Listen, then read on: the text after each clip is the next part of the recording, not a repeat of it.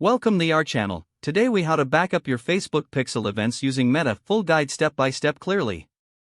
To back up your Facebook Pixel events using Meta, start by logging into your Facebook Ads Manager. Once you're in Ads Manager, navigate to the Events Manager tab. In Events Manager, locate the Pixel section on the left sidebar. Select the pixel you want to back up. In the Pixel section, you will see the Data Sources tab. Click on Data Sources to view your Pixel events. Next, look for the Event Overview section. In this overview, you'll see all the events tracked by your Pixel. To export these events, click on the Export button. Choose the format you want to use for your backup, such as CSV. Once selected, confirm your choice, and the download will begin. Save the downloaded file on your computer in a secure location. Next, go back to the Events Manager and click on Settings.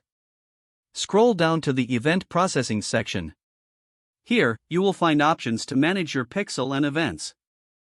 Review any settings that may affect data collection. If necessary, note any important configurations for future reference.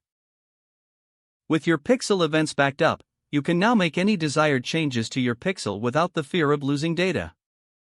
Make sure to keep this backup updated regularly.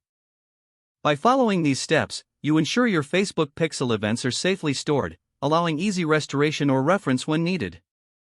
If the page does not load, refresh the browser or try again in a private or incognito window. Make sure you are using the correct email address, then retype it carefully to avoid small typos. If your password is not accepted, use the reset option and create a new strong password you can remember. Check your spam folder for verification or security emails, then complete any requested confirmation steps. Enable two-factor authentication if available to improve account security and reduce unauthorized access risk. After signing in, review your profile details so your contact information and settings are accurate and current. If you see an error message, note it down and try again after restarting your device and internet connection.